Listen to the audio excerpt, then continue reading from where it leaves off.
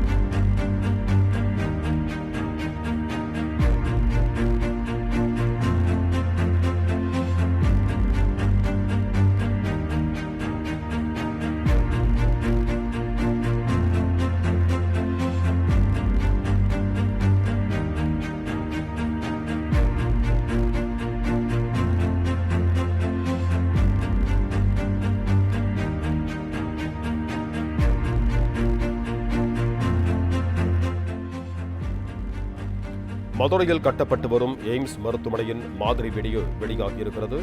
இது தொடர்பான கூடுதல் விவரங்களோடு இணைகிறார் எமது செய்தியாளர் ராஜகுமாரன். வணக்கம் ராஜகுமாரன், உங்களிடம் இருக்கும் தகவல்கள் சொல்லுங்கள். எதிர்பார்க்கப்படும் மதுரை எய்ம்ஸ் மருத்துவமனை எவ்வாறு அமையப் போகின்றது என்பதற்கான அந்த காணொலியை தற்பொழுது மதுரை எய்ம்ஸ் சார்பில் வெளியிட்டிருக்கின்றார்கள்.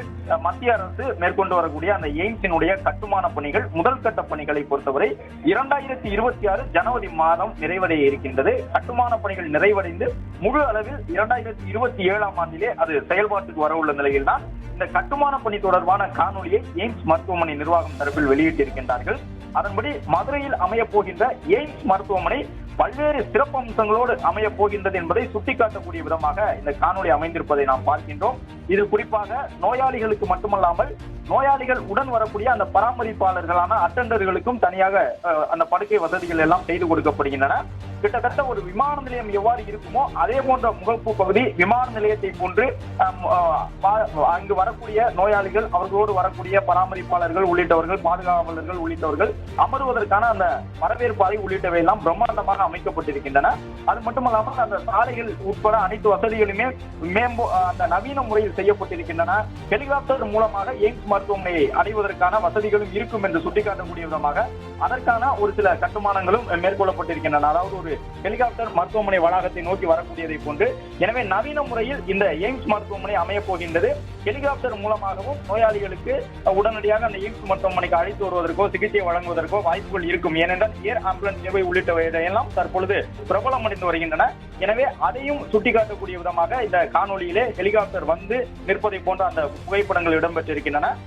அது மட்டுமல்லாமல் மரங்களும் கணிசமாக இருக்க போகின்றன. அந்த வளாகத்தை பொறுத்தவரை நிறைய பசுமையான மரங்கள் அமைய போகின்றன, பசுமையான புல்வெளிகள் அமைய போகின்றன.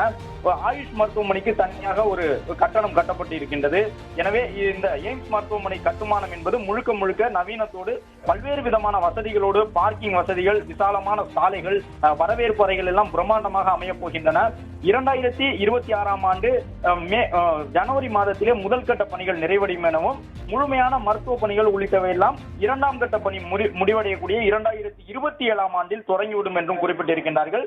தென் மாவட்ட மக்களுக்கு மிகப்பெரிய ஒரு எதிர்பார்ப்பை பூர்த்தி செய்யக்கூடிய விதமாக இந்த எய்ம்ஸ் மருத்துவமனை மதுரையில் அமைய இருக்கின்றது. மருத்துவமனை பல்வேறு சிறப்பு அம்சங்களோடு அமைய போகின்றது என்பதை சுட்டிக்காட்டக்கூடிய விதமாக இந்த மருத்துவமனையில் 900 படுக்கைகள் இருக்கும் என்ற தகவலை வெளியிட்டிருக்கின்றார்கள். நோயாளிகளை பொறுத்தவரை நோயாளிகளுக்கான பிரத்யேகமாக 900 படுக்கைகள், அவர்கள் உடன் வரக்கூடிய பராமரிப்பாளர்களுக்கும் தனியாக படுக்கை வசதிகள் செய்யப்பட இருக்கின்றன.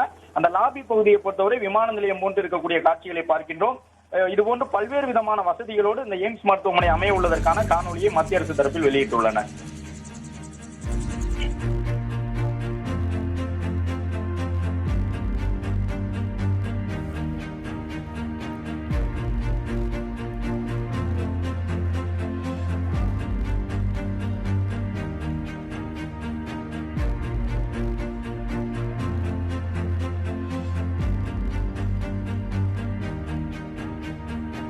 பிளே ஸ்டோர் மற்றும் ஆப் ஸ்டோரில் இருந்து பாலிமர் செயலியை QR கோடு மூலம் பதிவிறக்கம் செய்யுங்கள். செய்திகளை உடனுக்குடன் பெறுங்கள்.